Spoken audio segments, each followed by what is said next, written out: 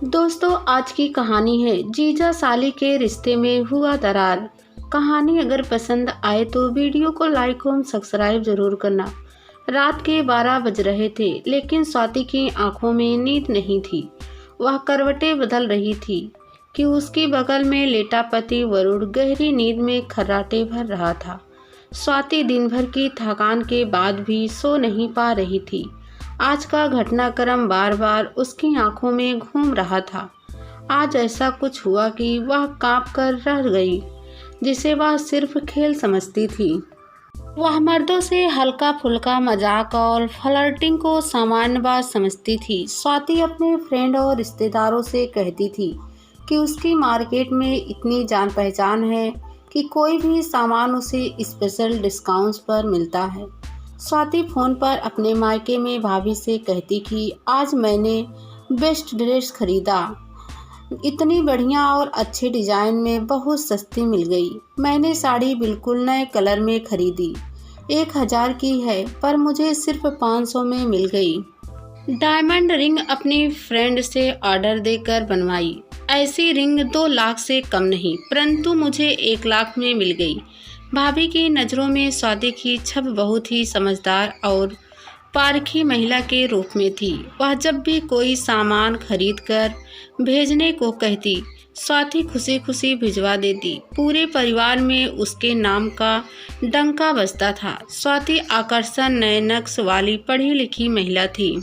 बचपन से ही उसे खरीदारी का बेहद शौक था। लाखों रुपए की खरीदारी इतने कम दाम और चुटकियों में करती कि हर कोई हैरान रह जाता।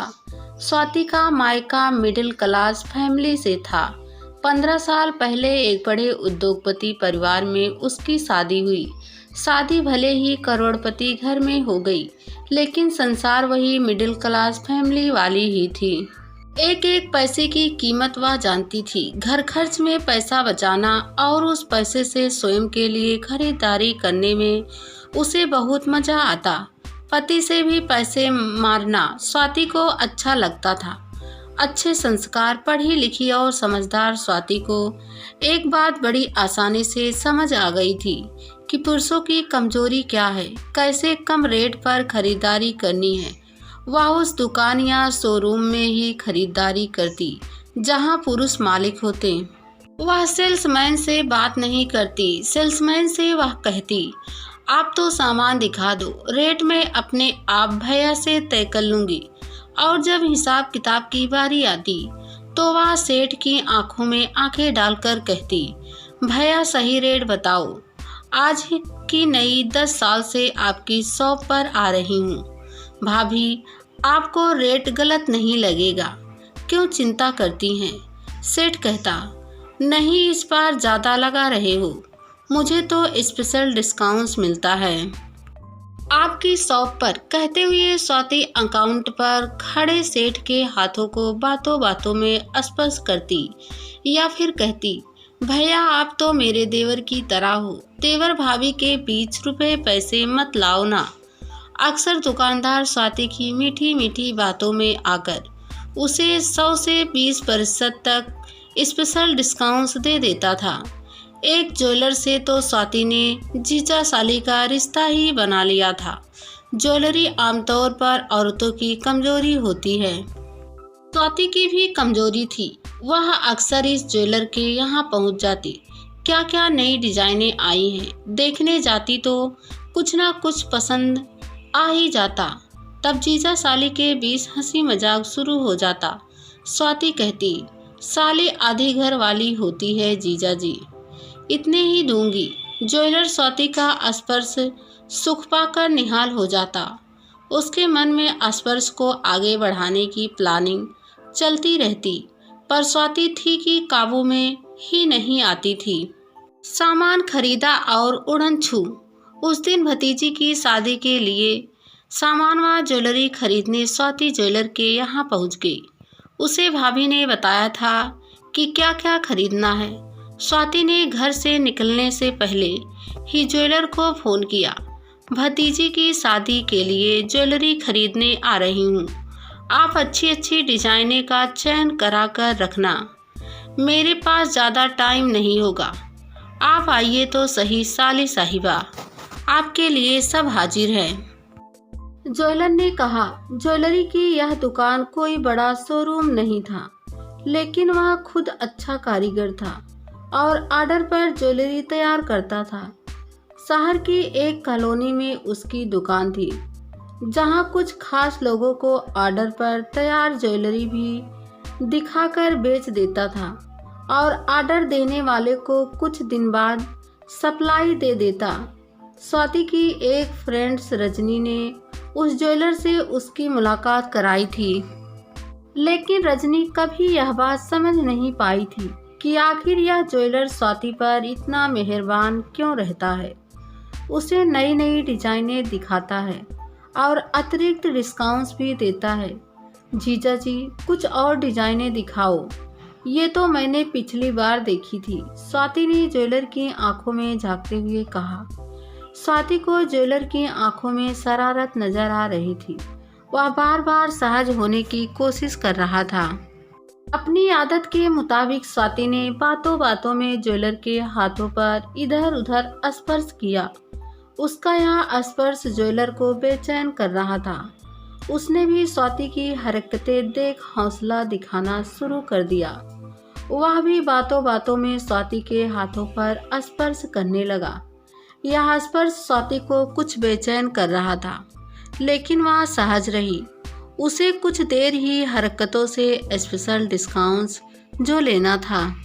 स्वाति ने देखा कि आज दुकान पर सिर्फ एक लड़का ही हेल्पर के तौर पर काम कर रहा था, बाकी स्टाफ ना था। ज्वेलर ने उसे एक सूची थमाते हुए कहा कि यह सामान मार्केट से ले आओ और जाने से पहले फ्रिज में रखे 2 कोल्ड ड्रिंक खोल कर दे जाओ। आप और नई डिजाइनें दिखाइए ना, स्वाति ने कहा। हाँ, अभी दिखाता हूँ, कल ही आई है, आपके लिए ही रखी हुई है अलग से, तो दिखाइए ना, स्वाति ने चहकते हुए कहा।